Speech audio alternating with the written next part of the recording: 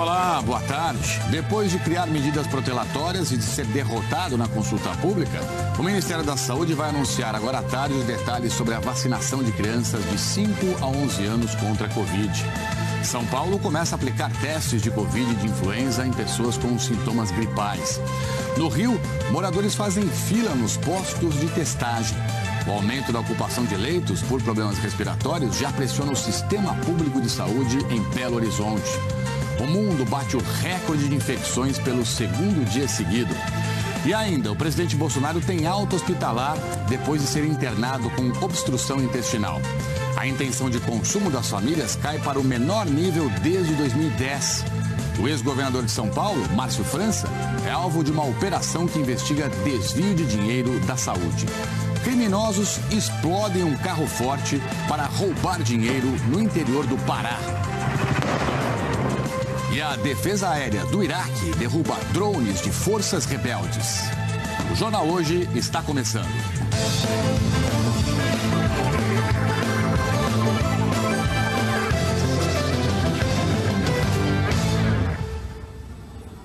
Olá, boa tarde. São Paulo começou hoje a fazer a testagem dupla nas unidades de saúde da cidade. As pessoas que apresentarem sintomas gripais vão realizar testes para saber se estão com Covid ou com influenza. Ou, de repente, até com os dois, né? Mariana Aldano tem os detalhes ao vivo aqui pra gente. Mariana, boa tarde, bem-vinda. Tem muita fila por aí, Mari?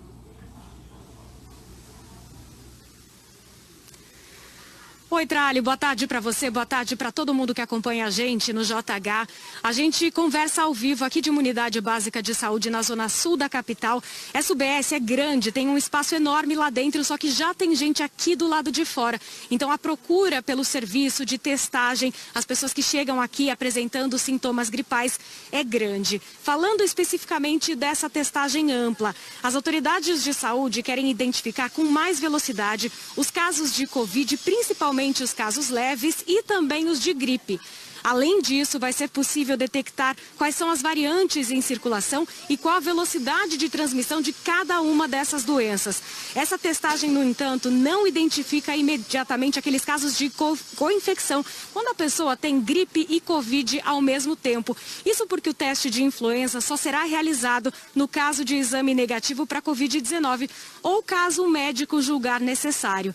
Neste momento, o estado de São Paulo tem registro de 110 casos de co-infecção e 52 deles são aqui na capital paulista.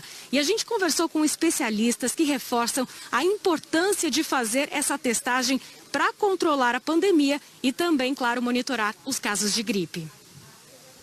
Dois vírus altamente transmissíveis circulando ao mesmo tempo e com sintomas muito parecidos. Na cidade de São Paulo, em média, 20 mil pessoas com síndrome gripal são atendidas todos os dias. Nas próximas 2 semanas, a Prefeitura da capital paulista vai fazer uma ampla testagem em todas as unidades de saúde e vai dar para saber se o paciente está com gripe ou com Covid. A pessoa que tiver pelo menos 2 sintomas gripais vai fazer o teste de antígeno para Covid, o teste rápido, assim que chegar ao posto. Se der positivo, ele também faz o teste RT-PCR para Covid. Depois, essa amostra será encaminhada para análise, que vai detectar qual a variante. Se der negativo, além de fazer o RT-PCR para Covid para confirmar que ele realmente não está infectado, faz também o teste de influenza. Em 15 dias, a gente consegue fazer um painel viral muito preciso para identificar exatamente qual é a variante prevalente, né, qual é o índice ainda de circulação do H1N1, do H3N2, enfim, e nos auxiliar na melhor estratégia, seja nas estratégias epidemiológicas, assistenciais, seja nas estratégias de definir eventos na cidade, como o Carnaval. O infectologista do Hospital das Clínicas, Álvaro Furtado, reforça a importância dessa testagem. Se eu sei que é influenza, eu posso dar uma medicação em alguns cenários para diminuir o risco de gravidade, no caso, antivirais específicos para a influenza. Então, existem algumas estratégias de tratamento e isolamento que são diferentes entre os dois vírus. Apesar do aumento na procura por atendimento na rede pública de saúde por síndrome gripal, a Prefeitura de São Paulo diz que, por enquanto, não há registro de alta na ocupação de leitos de enfermaria e UTI. Mas com a velocidade de transmissão da variante Ômicron, os infectologistas alertam para o risco de pressão no sistema de saúde. Segundo a Secretaria de Saúde da cidade, só nos últimos 10 dias, o número de casos de Covid-19 subiu 30% por aqui. A variante Ômicron é a principal responsável por essa alta. No dia 5 de dezembro, ela representava 5% dos contaminados por Covid. Na semana seguinte, passou para 37%. Ontem já era a maioria, 52%. Apesar da maioria quase que absoluta, seriam quadros leves, mas quando eu aumento muito o caso, muito, como a gente está vendo nas últimas semanas, eu também começo a resvalar aumento de pacientes internados, aumento de taxa de ocupação de serviços de UTI, de emergência, então isso sim tem uma preocupação que tem que ser monitorizada nas próximas semanas. Assim como os sintomas da gripe e da Covid são parecidos, a forma de se proteger também não é diferente. As medidas que vão evitar a transmissão de um vão evitar a transmissão do outro vírus. As pessoas elas têm que continuar investindo no uso de máscara, em evitar aglomerações, no distanciamento social e na higienização das mãos. Não pode baixar a guarda, né, gente? Tá aí essa Ômicron e esses surtos todos. No Rio de Janeiro, aumentou o número de testes positivos para a Covid e a procura por esses testes também é cada vez maior. Danilo Vieira, ao vivo aqui conosco, direto do Rio. Danilo, bem-vindo, boa tarde. O sistema está dando conta aí de atender a demanda, Danilo? Tem teste para todo mundo, não tem? Conta pra gente, por favor. Ô, Tralli, prazer estar aqui conversando contigo. Uma boa tarde a todos que estão com a gente aqui no JH. Olha, o sistema está tentando dar conta, mas aumentou muito a movimentação nos últimos dias aqui nos postos de saúde da cidade. Boa parte dessa movimentação de pessoas com sintomas que vêm fazer o teste para Covid. A gente está aqui agora no posto de saúde da Gávea, zona sul do Rio de Janeiro. Acho que você está conseguindo ver uma parte da fila, mas tem mais gente lá para trás. O posto está cheio, tem bastante gente. E as pessoas dizem que estão levando em média 4 horas para conseguir fazer o teste, muito tempo. Os profissionais de saúde dizem que o movimento começou a aumentar depois do Natal, mas explodiu logo depois do Réveillon. Diante dessa maior procura pelos testes, a Prefeitura anunciou hoje que até semana que vem vai abrir mais 4 pontos, grandes pontos de testagem na cidade, que também vai contratar 850 técnicos de enfermagem para reforçar os times de testagem, tentar fazer o processo andar mais rápido. Até lá, quem procura um posto público, ou mesmo quem vai até uma farmácia, um laboratório, tentar fazer um agendamento, precisa de uma certa dose de paciência. É o que você vai ver agora na reportagem. São 6 pontos principais de testagem e mais uma rede de 240 postos de saúde na cidade toda. Mas a procura é tanta que a estrutura não está dando conta. As filas não param de aumentar. Olha quanta gente esperando para testar hoje de manhã no Parque Olímpico, zona oeste da cidade. Eu estou nas vistas, tive um pouco de febre há 2 dias atrás e muito cansaço, cara. E assim, aquela sensação de mal-estar, sabe? Minha mãe e meu pai testaram positivos. Quando? Foi ontem, eles vieram ontem aqui, aí testaram positivo, a gente veio também. Tu cai numa fila com no mínimo 200 pessoas, uma distância de 50 centímetros cada uma da outra. Nas farmácias e clínicas particulares também tem fila, mas de agendamento. Em alguns lugares só tem vaga para a semana que vem. Como a gente tinha uma demanda não prevista para esse período, é óbvio que a gente tem que fazer solicitação para os fornecedores, tem toda uma operação logística de reabastecimento dos centros de distribuição e das próprias farmácias. Febre, tosse, dor no corpo. Boa parte das pessoas que estão procurando se testar agora começou a sentir os sintomas logo depois das festas de fim de ano. Nos laboratórios particulares, o número de testes positivos essa semana disparou. Em novembro nós tínhamos cerca de 2% de testes positivos, em dezembro subiu já para 7%, e agora logo nesses primeiros dias de janeiro realizamos cerca de 4.000 testes, com uma positividade que subiu para 35%. Na rede municipal, o número de testes de Covid realizados ao longo do mês de dezembro aumentou 6 vezes. O número de resultados positivos também subiu consideravelmente. Em todo o estado, 315 casos suspeitos de Ômicron estão sendo investigados. Na capital, a Prefeitura considera que já existe transmissão comunitária da nova variante, o que mostra, mais uma vez, a importância do reforço da vacina. A partir de hoje, no Rio, não há mais divisão por idade para a dose de reforço. Qualquer pessoa acima de 18 anos que tenha tomado a segunda dose há pelo menos 4 meses pode ir ao posto. Impressionante que tem fila até em farmácia, né? Onde as pessoas pagam para fazer teste. Por isso que é fundamental que a rede pública, né, consiga se estruturar bem para atender essa demanda, dar conta da população que quer saber o que tem, né, não tem grana para fazer um teste e depende, portanto, do poder público. E a procura por testes aumentou muito também no Rio Grande do Norte e no Ceará.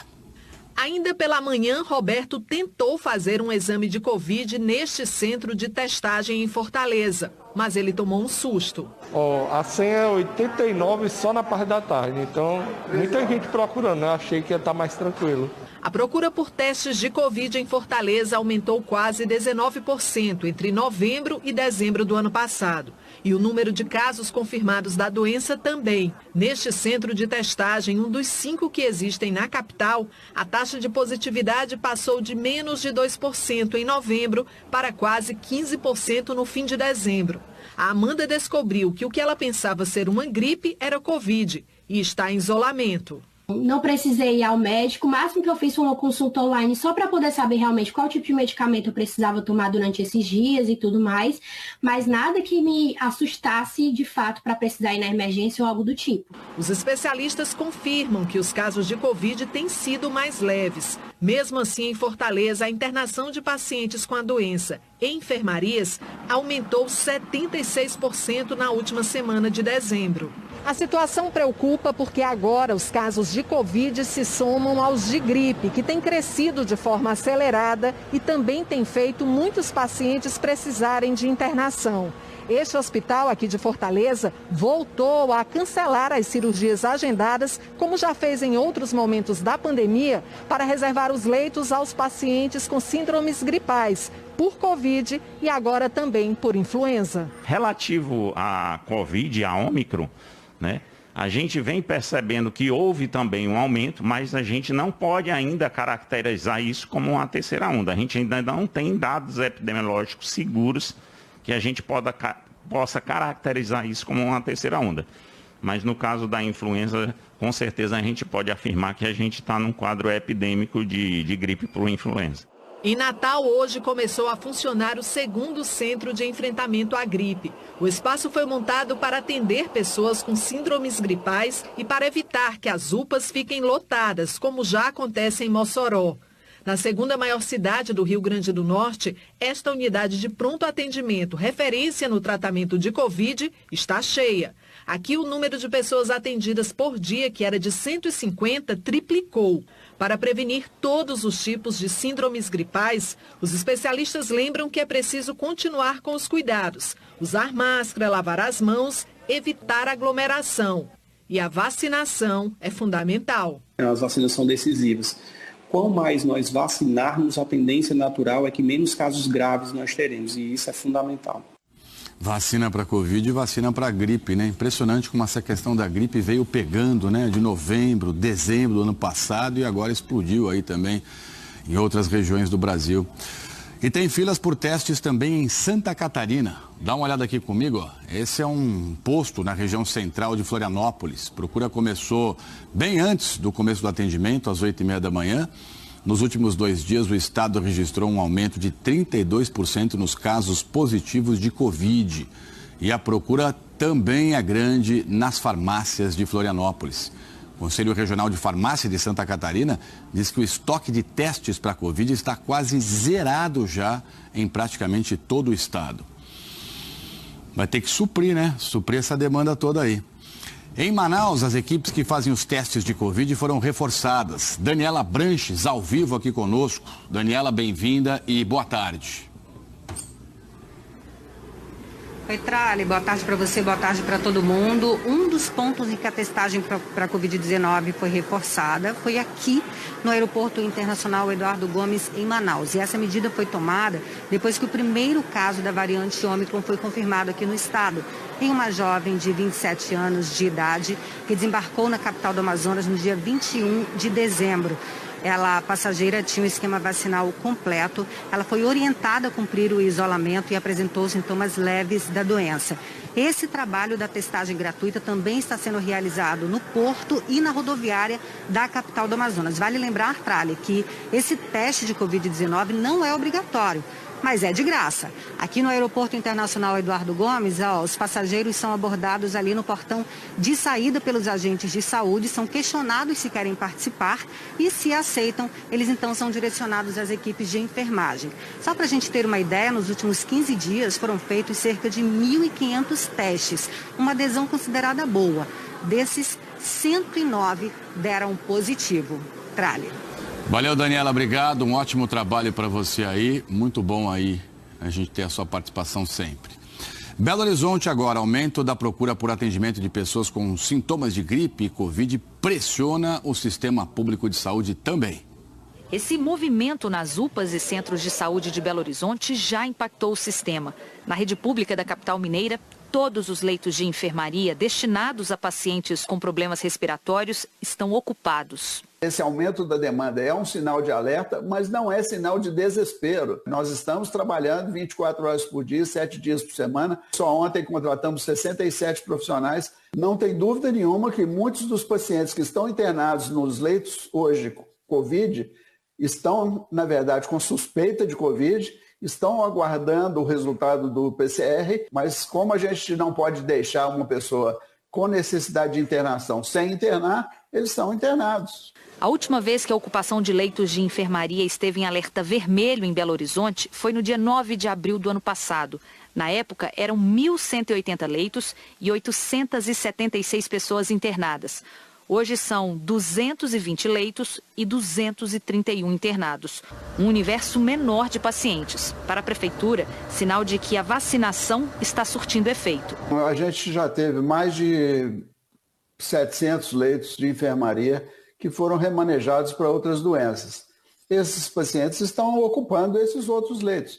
Eu já estou negociando com os hospitais a transformação de cerca de 70 leitos, de novo, para doenças respiratórias. A incidência da Covid em BH saltou de 13 casos por 100 mil habitantes em 22 de dezembro para 87 casos por 100 mil habitantes, acima do limite da faixa de baixo risco, que estabelece 20 casos por 100 mil habitantes. Para a Prefeitura, a situação hoje em Belo Horizonte é reflexo das festas de fim de ano. Além disso, a circulação da variante Ômicron e do vírus da gripe H3N2 também ajudam a pressionar o sistema de saúde. Mas mesmo com os números sinalizando um alerta, os infectologistas agora levam em conta mais um indicador para monitorar a pandemia, a chamada taxa de normalidade. Nós ainda estamos numa faixa de incidência absolutamente tolerável. E não é só a incidência que nós temos olhado hoje, nós temos olhado também a gravidade dos pacientes, né, a mortalidade, né, e o índice de vacinação e de cobertura vacinal na cidade. Esses indicadores estão estáveis. O momento epidemiológico ainda é um momento extremamente instável e incerto. Portanto, as medidas não farmacológicas de controle, ou seja, o comportamento das pessoas é fundamental para definir os rumos da pandemia daqui para frente. Ou seja, né, a gente tem que continuar se cuidando. Quem não tomou vacina, tome vacina, por favor. Quem tomou vacina, não vacile, né? Não fica dando bobeira por aí. Enfim, mantenha aí todos os cuidados necessários para a gente vencer essa pandemia agora no começo do ano também. Vamos juntos aqui no telão com os dados, né, exatamente da Covid-19 no Brasil, informações reunidas pelo consórcio de veículos de imprensa com as secretarias de saúde. Em 24 horas, o nosso Brasil registrou 178 mortes pela Covid-19, total de mortos até aqui 619.426, isso desde o começo da pandemia. Em 24 horas foram 19.091 novos casos da doença, o total de casos 22.322.027. Média de casos registrou a 7ª alta seguida, hein? Um aumento de 223% em 2 semanas. São agora 9.874 novos casos em média por dia. Média de mortes está em estabilidade, 14% a menos que em 2 semanas, são 96 óbitos por dia.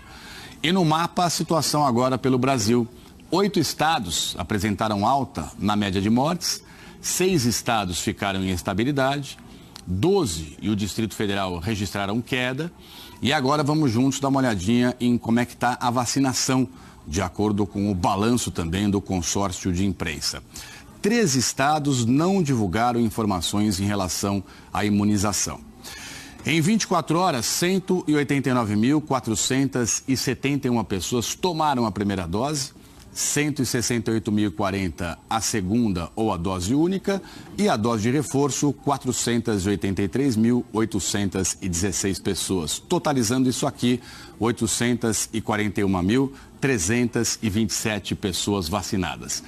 Até agora no nosso Brasil nós temos 161.458.181 brasileiros que já receberam a primeira dose, mais de 75% da população, caminhando para 76%, 143.707.365 já completaram a vacinação, com 67,37% da população, correspondendo a isso, portanto. E a dose de reforço, mais de 27 milhões de brasileiros, o que corresponde também em relação à população do país, quase 13% já de pessoas vacinadas com a dose de reforço. No mapa agora para você, os estados em verde escuro são os mais adiantados na vacinação completa. E os 5 primeiros estão aí: São Paulo, Piauí, Mato Grosso do Sul, Minas Gerais e agora o Distrito Federal. Detalhes em relação à situação do seu estado, você sabe, você confere sempre em g1.com.br/coronavírus. O Ministério da Saúde vai divulgar hoje a inclusão de crianças de 5 a 11 anos no plano de vacinação contra a Covid. Vamos ao vivo, então, até Brasília, saber de todos os detalhes com a Gioconda Brasil. Gioconda, bem-vinda, boa tarde. O que todo mundo quer saber, então, de fato agora, é quando começa, como é que isso vai ser feito, né? Quais serão as primeiras crianças a tomar vacina, enfim, os detalhes fundamentais para que pais e mães se preparem. Bem-vinda.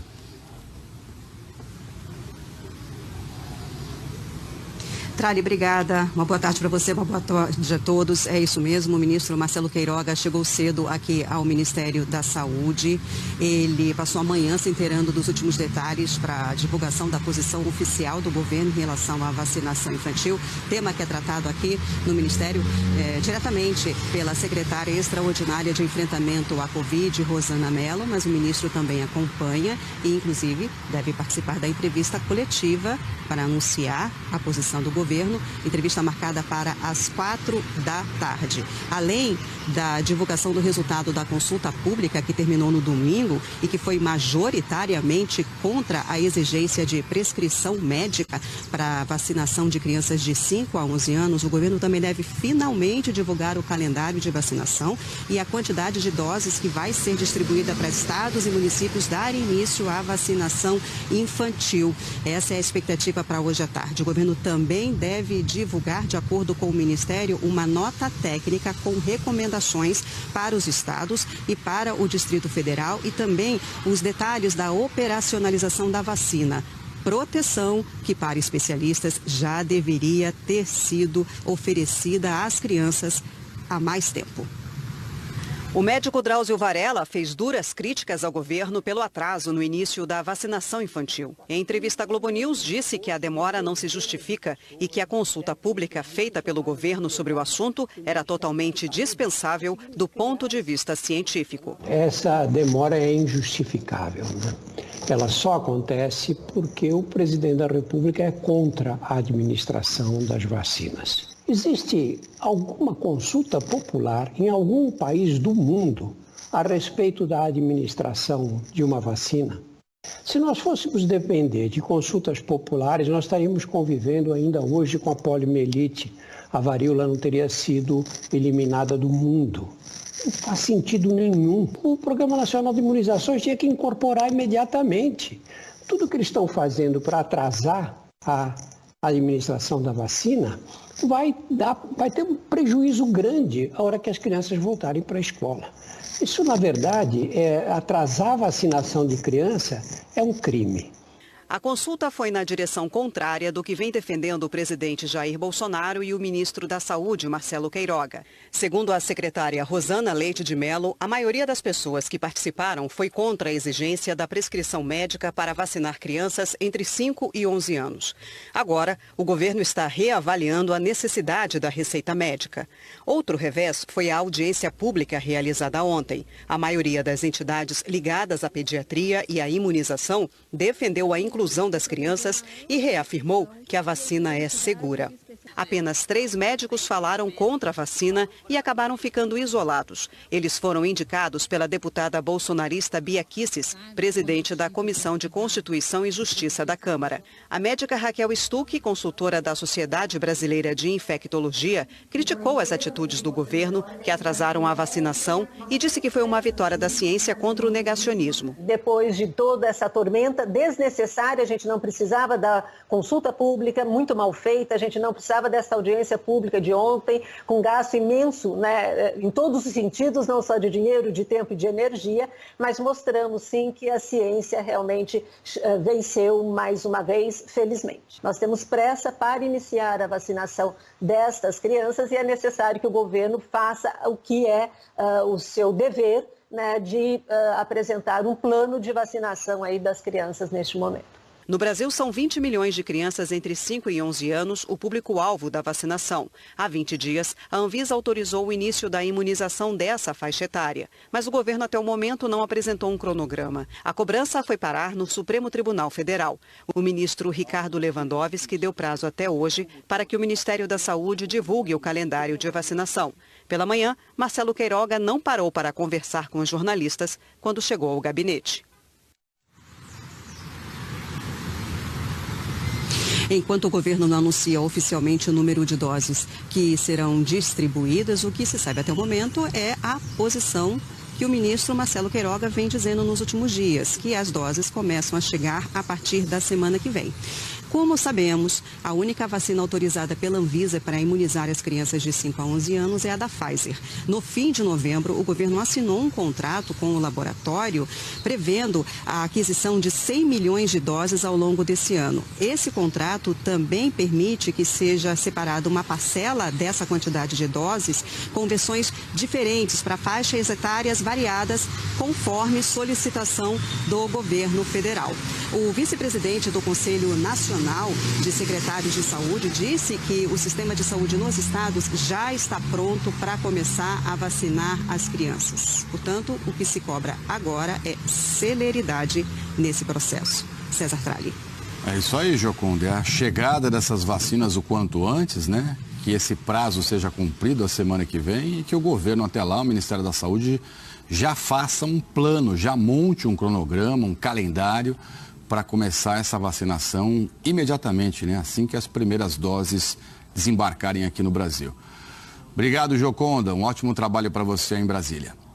E mais 2 cidades cancelaram o carnaval de rua. A Prefeitura de Olinda, em Pernambuco, e a Prefeitura de São Luís anunciaram que, pelo 2º ano seguido, a festa não vai ser feita.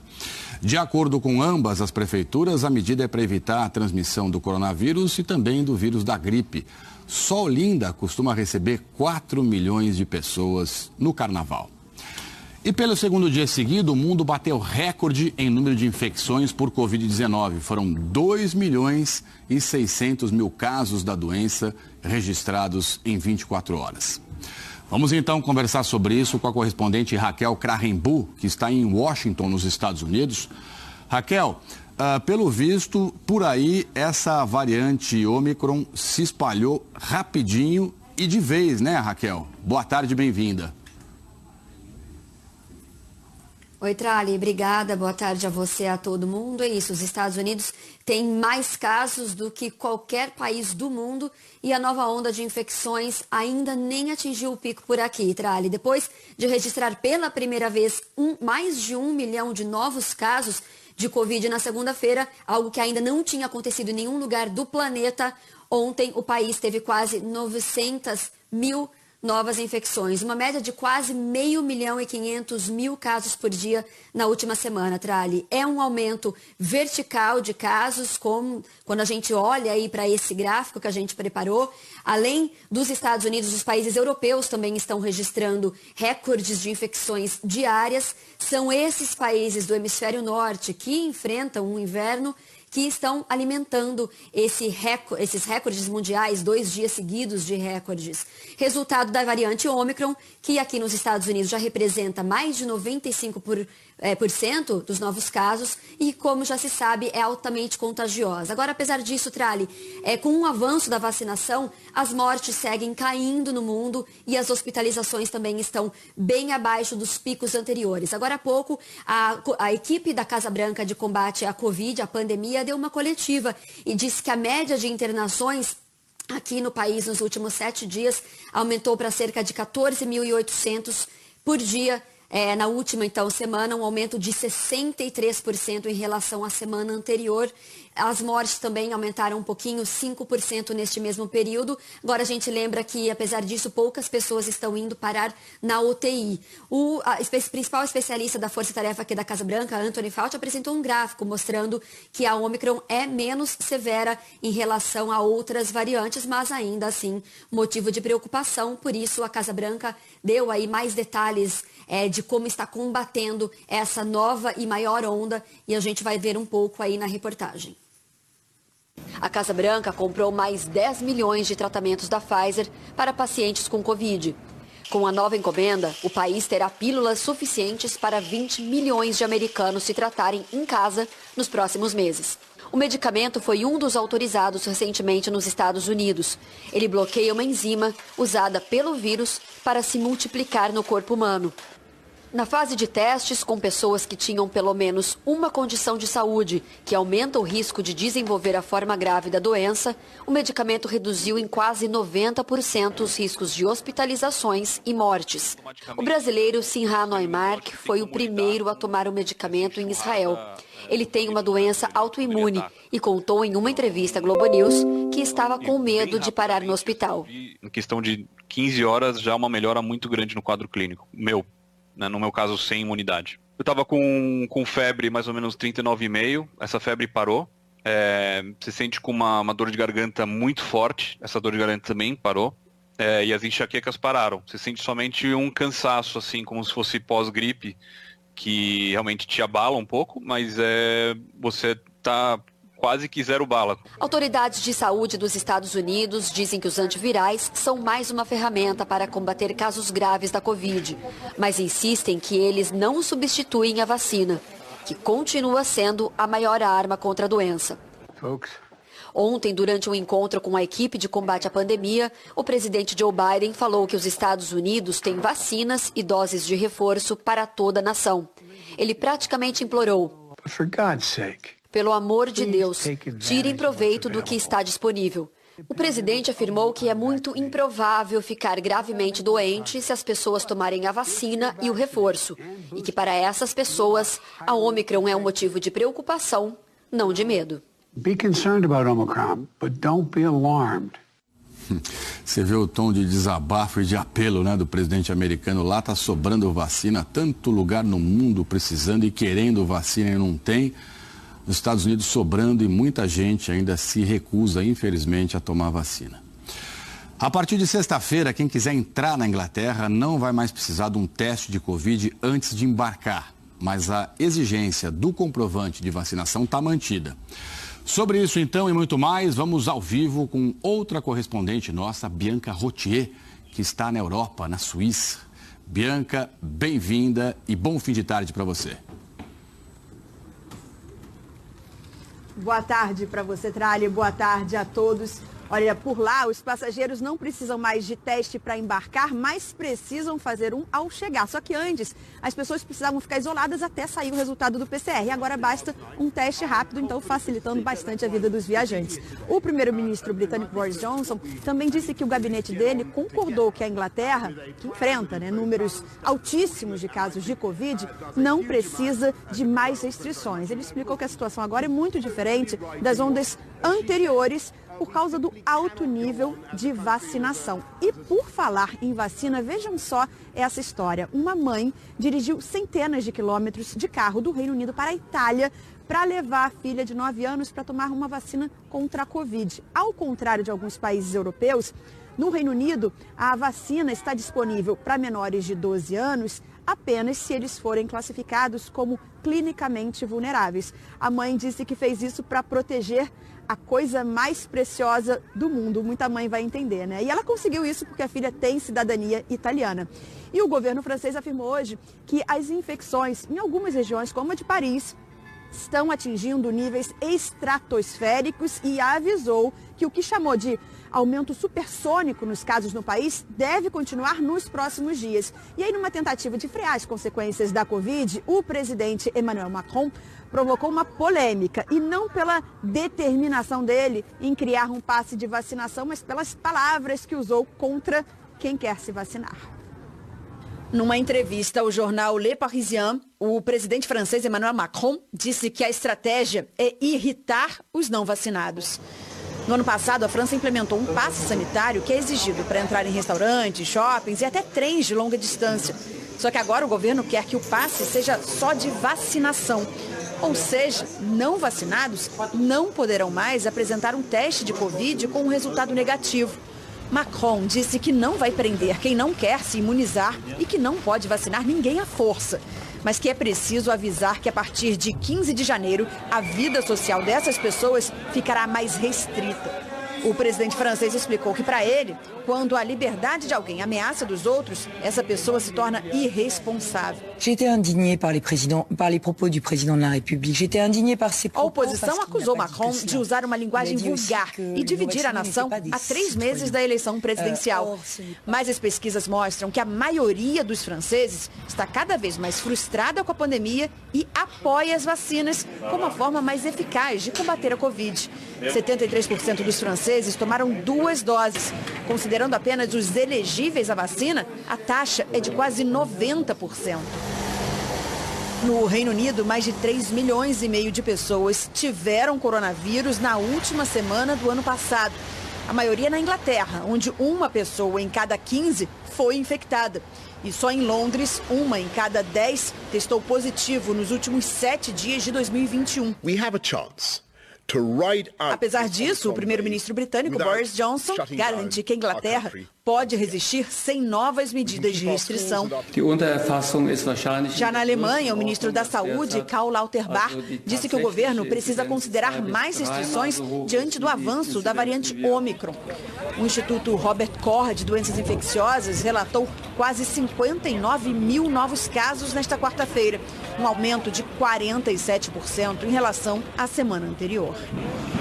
Fala agora da Ásia, porque o Ministério das Relações Exteriores da China pediu cautela e diálogo depois que foram divulgadas notícias sobre o lançamento de um projétil não identificado pela Coreia do Norte.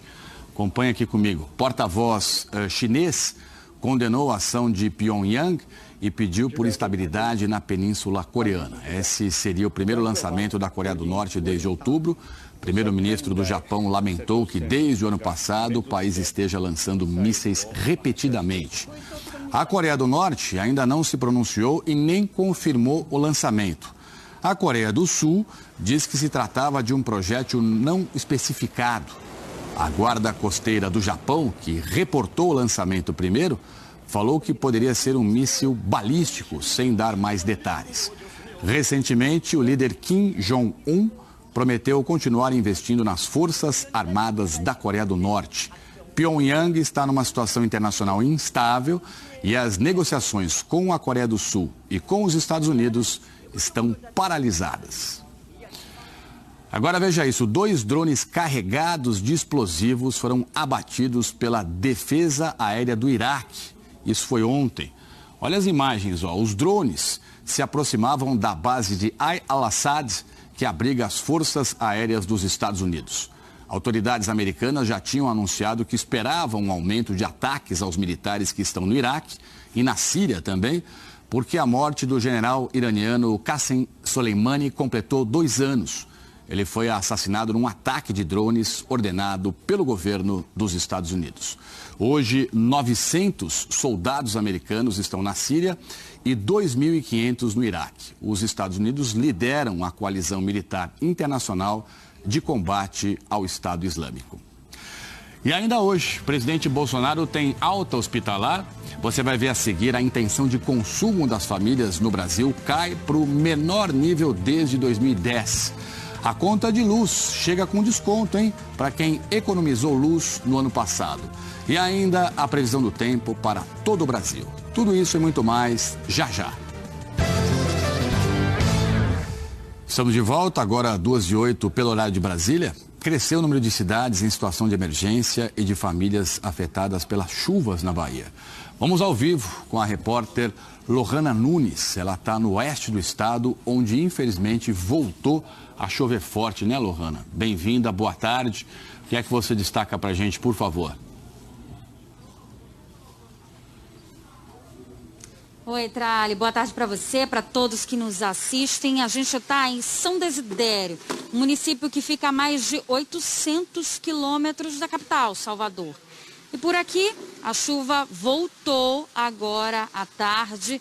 A cena é de ruas cheias de lama e logo que a gente chegou aqui no início da manhã, a gente viu os moradores lavando as casas, né, tirando a lama depois deste temporal. Até o cemitério da cidade ficou parcialmente destruído. O rio que corta a cidade subiu em muitos pontos por aqui. O resultado, a água invadiu postos de saúde e até um abrigo de idosos. A previsão é que volte a chover hoje em várias cidades do oeste baiano, assim como aqui, São Desidério, que já está chovendo. E a situação ela é ainda mais complicada em toda a Bahia. Subiu para 197 o número de cidades em estado de emergência. Mais de 100 mil pessoas estão fora de casa. Ainda segundo dados da Superintendência de Proteção e Defesa Civil, quase 800 mil pessoas foram afetadas pelas chuvas e 520 ficaram feridas, 26 pessoas morreram. Aqui no oeste do estado, as cidades ainda estão em alerta porque essas chuvas chegaram mais cedo e só devem parar um pouco depois do mês de março. Aqui no estado da Bahia, as cidades contabilizam agora os prejuízos dessas chuvas de verão. Vamos ver. Nas cidades do Vale do Jiquiriçá, a 180 quilômetros de Salvador, o cenário ainda é devastador. Ruas inteiras tiveram casas destruídas. No município que dá nome à região, Jiquiriçá, pelo menos 3.500 pessoas estão fora de casa. O trabalho agora é para tentar reconstruir a cidade. Nós estamos aí, batalhando para botar tudo novo no lugar. Em toda a região do Vale do Jiquiriçá, o abastecimento de água e o fornecimento de energia elétrica ainda estão intermitentes. Em Ubaíra, cerca de 220 famílias perderam as casas. Não sobrou nada, apenas somente aquele pisozinho de recordação que ficou ali, o resto do piso, que só faz lembrar do que aconteceu. Para mim foi um pesadelo que até agora eu não acordei ainda. Em Itabuna, no sul da Bahia, a malharia da Suzy, no centro da cidade, virou um canteiro de obras. A loja está sendo recuperada para reabrir depois de ter sido invadida pela água. Móveis, computadores, tecidos e roupas prontas foram para o lixo. O prejuízo passa de R$150 mil. O prejuízo foi grande, muita malha, muita camisa pronta. Móveis, perdi os móveis, todos os móveis da loja. Já tenho quase 2 semanas. E aí, não posso, eu tenho que voltar de qualquer jeito. A loja fica na Avenida Cinquentenário, a principal do comércio de Itabuna. No dia 25 de dezembro, a enchente do rio Cachoeira inundou 80% da avenida, que passou 2 dias embaixo d'água. Segundo a Câmara de Dirigentes Lojistas de Itabuna, 2.500 pontos comerciais foram atingidos pelas chuvas em toda a cidade, na maior tragédia climática da história do município. A maior parte já voltou a funcionar. Cerca de 500 estabelecimentos ainda não conseguiram reabrir. A entidade que representa os lojistas diz que os prejuízos para o comércio de Itabuna já chegam a R$50 milhões. Nós tínhamos uma grande perspectiva para chegar até o dia 31 no Réveillon, tendo também um número crescente de vendas. Mas, infelizmente, a nossa venda foi interrompida exatamente no dia 24, com a questão das águas dificultou bastante. Começo de ano dramático, né? E a cheia do Rio Tocantins está afetando cidades de 3 estados, Maranhão, Pará e Tocantins. No abrigo improvisado dessa escola em São Miguel do Tocantins, as famílias recebem atendimento médico. Muitos pacientes com quadro gripal, com quadro de diarreia, alguns pacientes com alguns ferimentos, né, devido à saída de urgência, né, das suas residências. E esse tem sido o quadro principal que nós temos encontrado aqui na região. A Caroline precisou sair de casa às pressas com os 3 filhos pequenos. Não é bom a gente passar numa situação dessa, né? E logo quando alaga assim, porque a gente perde as coisas, é tão ruim para a gente conseguir perder as coisas assim, de uma hora para outra. Segundo a Defesa Civil, o nível do Rio Tocantins continua subindo em toda a região conhecida como Bico do Papagaio. 36 municípios estão sendo monitorados no Tocantins e mais de 1.000 pessoas precisaram sair das áreas de risco. Muitas casas aqui em São Miguel ainda estão nessa situação, com os quintais completamente alagados. E isso impede as famílias de entrarem nas residências. E o desespero aumenta porque essa água não baixa. Ali, graças a Deus, ali em casa tá indo devagarzinho, mas tem vários pontos que estão bastante alagados. Do outro lado do Rio Tocantins fica a Imperatriz, já no estado do Maranhão, também atingida pela cheia. Os barcos que antes transportavam pessoas, agora fazem fretes de móveis e objetos de moradores. Até agora, mais de 900 pessoas foram impactadas pelas chuvas na região de Imperatriz. No Pará, a cheia do Rio Tocantins também invadiu cidades. Em Marabá, dezenas de famílias deixaram as casas. O rio está a 11,5 metros acima do nível normal e pode subir ainda mais. Fomos surpreendidos, com esta previsão de uma possibilidade de estar acima de 13 metros, o nível do rio a partir do dia 7. Com 13 metros, dada a experiência que temos e a topografia da região da Velha Marabá, é muito provável que boa parte, talvez até 50% da área da Velha Marabá seja atingida pela enchente. Dureza, né? Esses estados agora têm que se unir, para ajudar essa população toda atingida. Na região sul do Maranhão, os moradores da cidade de Mirador também estão sofrendo muito as consequências da chuvarada. Dá uma olhada aqui comigo, ó. Centro de Mirador, hein? É a parte mais afetada pela enchente. As ruas debaixo d'água, muita destruição também, tá vendo? 9 casas desabaram, 14 pontes na região estão debaixo d'água, pelo menos 20 comunidades da zona rural completamente ilhadas. E hoje ainda não choveu na cidade e o nível do rio Itapecuru baixou um pouco. A prefeitura montou abrigos para receber quem está fora de casa. Agora, no sul do Brasil, está faltando chuva. No Rio Grande do Sul, 123 cidades decretaram situação de emergência por causa da seca. O Rio dos Sinos está coberto por bancos de areia e os peixes sofrem com a falta de oxigênio. Aqui em Santa Maria, na região central do estado, 619 famílias só têm água para beber porque o caminhão-pipa está indo até a casa das pessoas. E na principal barragem da cidade, o nível da água baixa de 30 a 40 centímetros por semana. Mesmo com chuvas que possam vir, você tem toda uma área de recarga, então a nossa expectativa é que em janeiro a gente não tenha recuperação. Desde novembro, o Rio Grande do Sul não tem chuvas significativas. Dados do Instituto Nacional de Meteorologia mostram que o armazenamento de água no solo está abaixo de 20% em alguns municípios da região sul, porcentagem bem menor em comparação com o ano passado. Laninha está aí com força, As expectativas é de que ele possa gerar um evento prolongado de estiagem, Em Santa Catarina, pelo menos 16 municípios adotaram medidas para amenizar a falta da água. Na região oeste do estado, faz mais de um mês que não chove. No Paraná, todo o estado está em situação de emergência. 18 municípios estão com rodízio de água. A falta de chuva traz prejuízos na agricultura no Rio Grande do Sul. Mais de 138 mil propriedades rurais já foram atingidas pela estiagem. Nas lavouras de milho, as perdas passam de 80%. Em Júlio de Castilhos, 40% das lavouras de soja ainda não foram semeadas, porque a terra está muito seca. Porque o município é essencialmente agrícola, A gente depende muito da agricultura. A agricultura gera muito emprego aqui também, né? E isso acaba complicando toda a situação, né, do município. Aí. Chama agora o Thiago Scheuer aqui. Thiago, boa tarde, bem-vindo. Fala, Tralli, obrigado, boa tarde para você e para você também que está sempre conosco. Bom, a gente acabou de ver, né?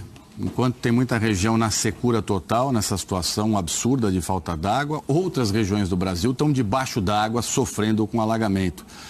Alguma previsão de mudança para essas regiões todas? Vamos lá então, Tralli, vamos lá. Olha só, no sul a chuva já promete ser mais frequente nesse mês, só que deve chover menos que o normal nos 3 estados agora em janeiro. Já no Tocantins e em Minas, que estão sofrendo com muita chuva agora, os temporais só começam a perder força lá na próxima semana, Tralli. E como é que vai ser hoje? Já vou te mostrar aqui nesse telão todo, né, onde vai chover mais, começando pela chuva mais forte hoje então. Nessas cidades aqui, ó, Palmas, 30 milímetros, Teresina também, BH um pouquinho menos, mas é chuva forte, Cuiabá e Porto Alegre também na rota aí dos temporais. Aliás, essa chuva mais forte vale para toda a região sul hoje. Vai pegar também Floripa até a noite. Você vê imagens ao vivo. Linda essa imagem, aliás. A máxima agora à tarde em Floripa vai aos 28 na capital catarinense. A frente fria, que eu comentei ontem, não sei se você lembra, ela começou a viagem lá no sul. E é bem a frente fria que acaba deixando também tudo mais carregado, forma as nuvens de chuva. Mas veja só, o país inteiro, né, está tomado pelas instabilidades. Com tanta nuvem assim, claro, então, que praticamente todo o Brasil pode ter chuva forte. Você vê que o verde está dominando o nosso mapa. Isso aqui é chuva. Caso também de todo o Maranhão, onde você vê no verde mais escuro, Piauí também, vai descendo aqui até o norte de São Paulo. Inclusive pega também a Grande São Paulo, Mato Grosso do Sul. Enfim, esses estados todos, né? Por isso ainda tem alerta de alagamento, deslizamento de terra nessas áreas em amarelo aqui. Do leste de Santa Catarina, passando pelo Paraná, também litoral de São Paulo, subindo por Minas, pegando também Tocantins, Maranhão e Piauí. E em todo o estado de São Paulo, aliás, começa a valer hoje o alerta da Defesa Civil para as chuvas fortes até sábado. Então, atenção para o litoral paulista e Grande São Paulo e também no norte do estado. A situação é um pouco mais crítica aí, até porque já teve chuva também nos últimos dias. Na cidade de São Paulo, hoje ainda então vem mais chuva. 30 milímetros e 28 de máxima. São Luís também tem chuva forte hoje, assim como Brasília. Já na cidade do Rio, não vai ser muita chuva até a noite. E tá calor, viu? 33 de máxima, também com uma linda imagem aqui no JH. Thiago, e por onde que a chuva vem mais pesada amanhã? Então, Tralli, aquela frente fria lá tem a ver com a chuva mais pesada amanhã no sudeste também, tá? Porque essa frente fria vai subindo e vai contribuindo para que a canalização da umidade no meio do Brasil desemboque também no sudeste, por onde tem esse corredor de umidade. Tem chuva forte, como a gente vem falando. Então, atenção amanhã para os temporais, muita chuva também, pegando o sul do Brasil, norte de Santa Catarina, leste do Paraná principalmente, litoral de São Paulo, Vale do Paraíba, sul de Minas. Na área em vermelho é onde a gente precisa ficar mais atento. Mas claro que o laranja todo, passando pelo centro-oeste até o norte, também, né, a gente precisa prestar atenção. Aliás, os volumes de chuva vão ficar altos em muitos desses lugares ali desde o começo do dia.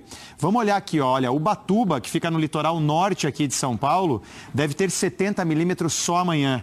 São Paulo, a capital, 45, Paranaguá, 60 lá no Paraná, Formiga em Minas Gerais, 50 e Rio de Janeiro, amanhã sim a chuva aumenta, 35 milímetros. E até segunda-feira que vem também vai ter bastante chuva, você pode olhar aqui, ó, no centro de Minas Gerais, também no centro-oeste e no norte do Brasil. Mapa bem azul, Tralli, acumulando bastante. Tá bom, Thiago, muito obrigado. Amanhã a gente se fala. Valeu, boa tarde e até amanhã. Obrigadão. Valeu. Olha isso, o consumidor que conseguiu economizar luz no ano passado vai receber um bônus na conta desse mês. Desconto pode chegar a 20%. De acordo com as distribuidoras, o desconto somado deve atingir quase 1 bilhão e 700 milhões de reais. A surpresa que a Juliana teve na conta de luz desse mês é resultado de todas as mudanças que ela fez no ano passado.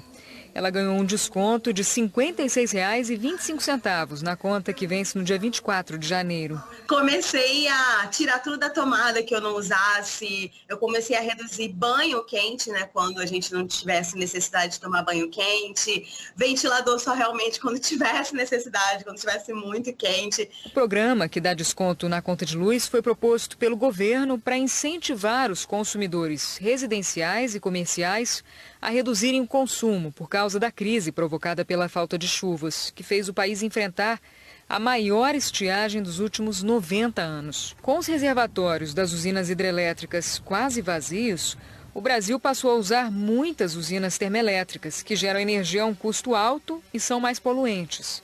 E os consumidores começaram a pagar bandeiras tarifárias mais caras, exatamente para bancar essa energia.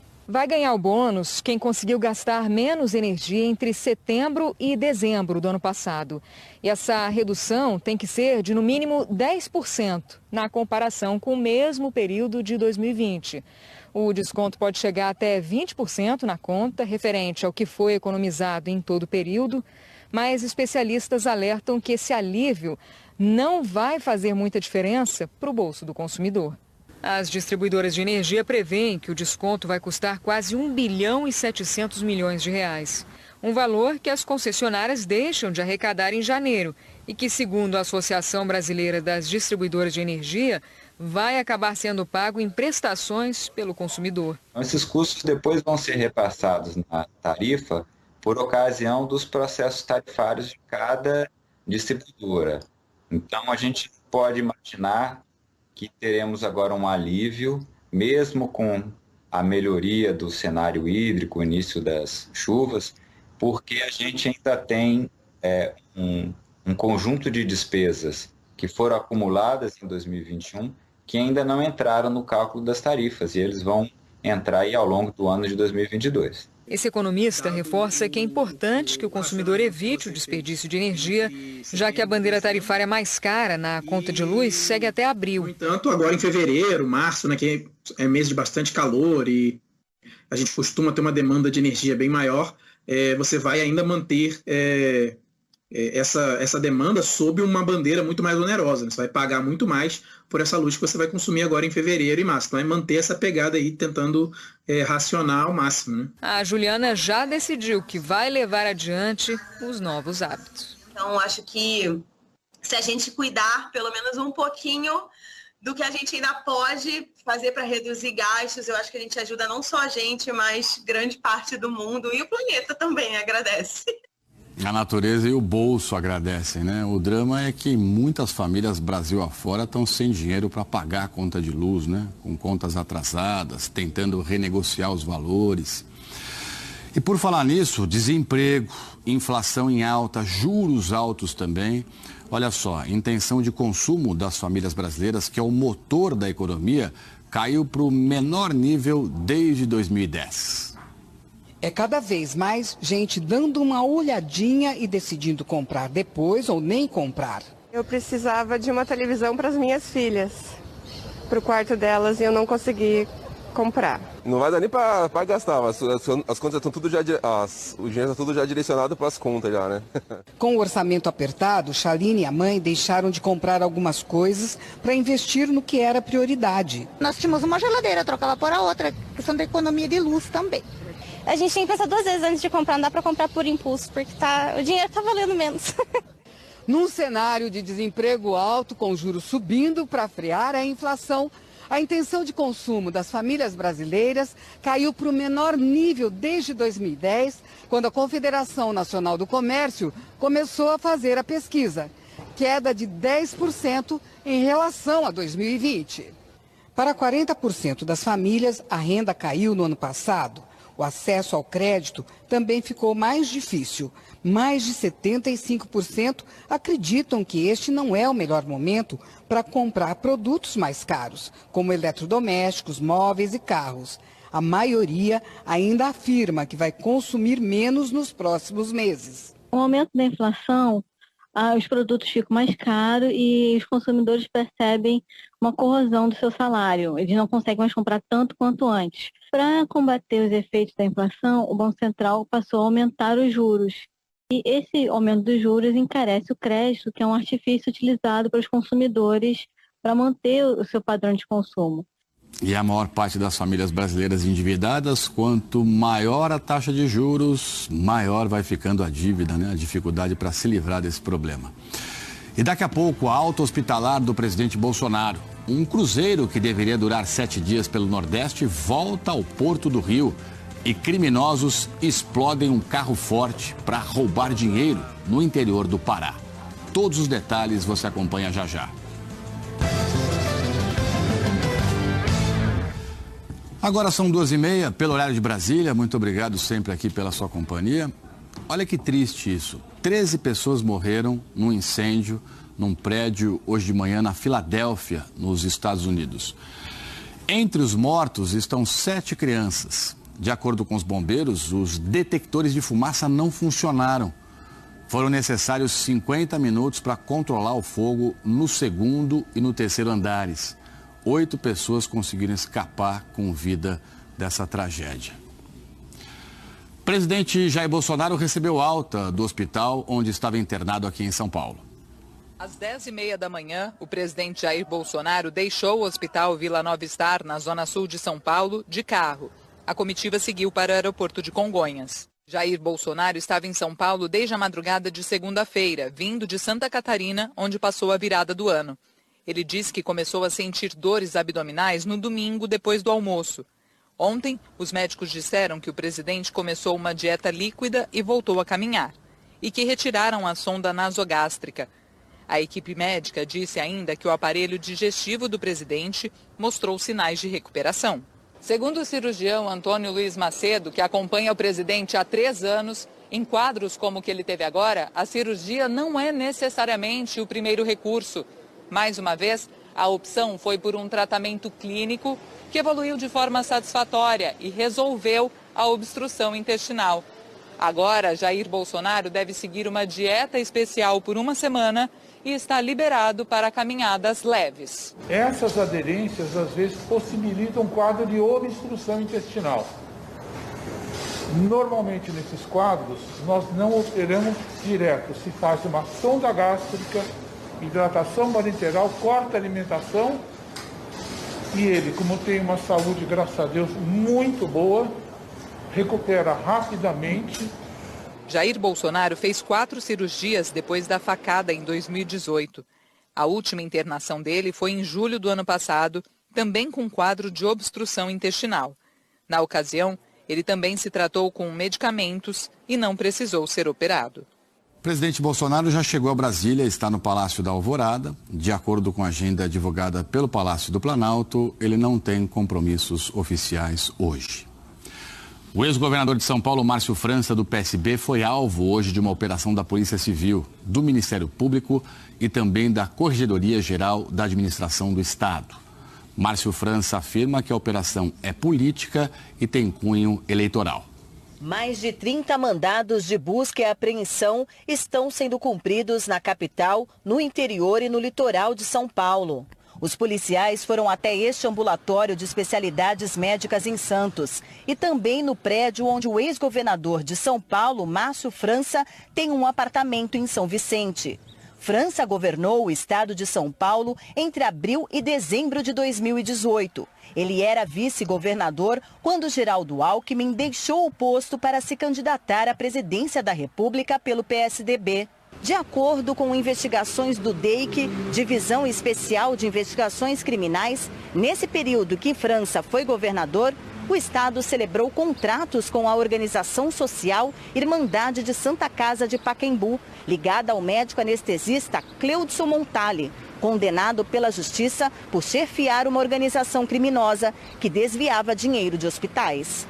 O anestesista foi condenado a 104 anos de prisão em regime fechado pelos crimes de corrupção e peculato. Cleudson foi preso inicialmente em setembro de 2020, durante a Operação Raio X, que apurava desvios de mais de 500 milhões de reais de verba pública da área da saúde. Durante as buscas e apreensões, a polícia apreendeu documentos e computadores do irmão de Márcio França, Cláudio Luiz França Gomes. A partir desse material, a Polícia Civil de Santos abriu novo inquérito que resultou na operação de hoje. De acordo com a nova apuração, a família França teria ligação com a organização criminosa de Cleudson, que teria também doado dinheiro para as campanhas de Márcio França, para o governo de São Paulo em 2018 e para a Prefeitura de São Paulo no ano de 2020. Márcio França é pré-candidato ao governo pelo PSB nas eleições deste ano. O ex-governador Márcio França divulgou uma nota em que afirma que essa operação é política e não policial e que ela tem cunho político-eleitoral. França declara que não tem nem nunca teve relação comercial ou advocatícia com as pessoas jurídicas e físicas que são alvo da investigação, que não tem relação com a área médica ou de saúde. E na nota, França diz ainda que não tem medo de ameaças ou de chantagens. Diz que possui 40 anos de vida pública, que já foi muitas vezes difamado e injustiçado, mas nunca condenado. Nós procuramos a Secretaria de Segurança Pública de São Paulo. A assessoria da Secretaria declarou que as investigações tramitam sob segredo de justiça e que os detalhes estão sendo preservados para garantir a autonomia do trabalho policial. Criminosos explodiram um carro forte no interior do Pará, mas acabaram fugindo sem levar nada. Vamos ver. O vídeo feito por um morador que passava pela estrada mostra o momento da explosão na BR-308, entre as cidades de Bragança e Augusto Correia. Teve troca de tiros com os seguranças que estavam no carro forte. A quadrilha não conseguiu ter acesso ao cofre, que continuou intacto depois da explosão. Os bandidos fugiram sem levar nenhuma quantia em dinheiro. O carro usado pelos criminosos na fuga foi encontrado queimado numa estrada da região. E até o momento, nenhum ladrão foi localizado.